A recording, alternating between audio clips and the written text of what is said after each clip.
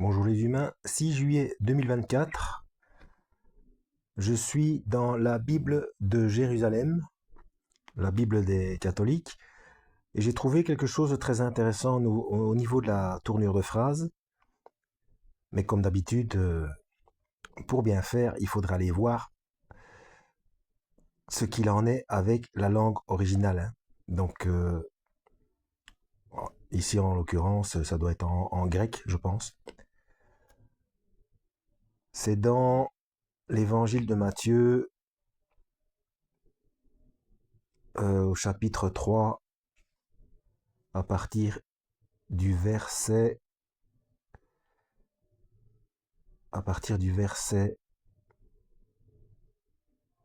8, 8 ou 9, attendez, un 10. Voilà, quand Jean le Baptiste, donc Yohanan l'immergeur, on appelle ça encore le baptême alors qu'il faudrait appeler ça l'immersion, hein. Bon, pour annoncer celui qui va venir, donc Yeshua, donc le Christ, pour moi, je vous baptise d'eau, je vous baptise dans de l'eau en vue du repentir, mais celui qui vient derrière moi est plus fort que moi, dont je ne suis pas digne d'enlever ses sandales. Lui vous baptisera dans l'Esprit Saint. Pas de l'Esprit Saint, il vous baptisera dans l'Esprit Saint. Donc il vous immergera dans l'Esprit Saint. Donc là c'est plus clair, hein. Et le feu, donc dans l'Esprit Saint et dans le feu. Alors dans le feu, de quelle manière?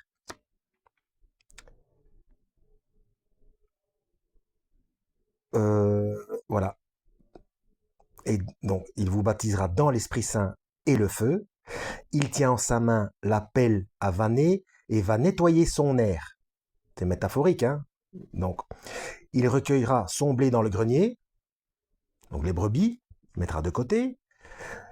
Quant aux balles, vous voyez, les balles de paille, donc ce qui est à jeter, ce qui est emballé, le foin, il les consumera au feu qui ne s'éteint pas. Donc ça, c'est le feu, ça, c'est l'immersion dans le feu.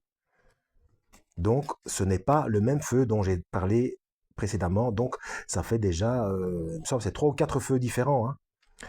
Donc, c'est vrai qu'il y a le feu. Le feu, ce n'est pas le baptême du feu, euh, comme les gens pensent, comment dire, le feu, c'est le feu de l'affûtage, de l'affinage, c'est-à-dire passer par des persécutions pour être affûté, pour être affiné. Mais ce feu-là, dont il parle, donc une partie baptisée, donc immergée dans l'Esprit Saint, et l'autre immergée dans le feu qui ne s'éteint pas. Donc ça, c'est la punition. Parce que c'est juste après l'explication, il tient, il tient son outil à la main pour nettoyer son air. Voilà, ça c'est bon, ça je garde et ça je jette. Donc c'est quand même vachement plus clair, hein.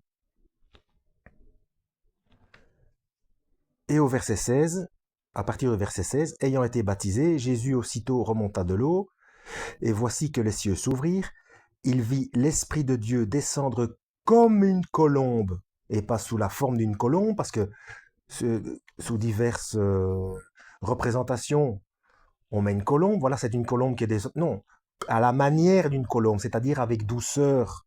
Mais c'est pas une colombe qui est descendue sur lui, hein. Voilà. L'Esprit de Dieu descendre comme une colombe et venir sur lui.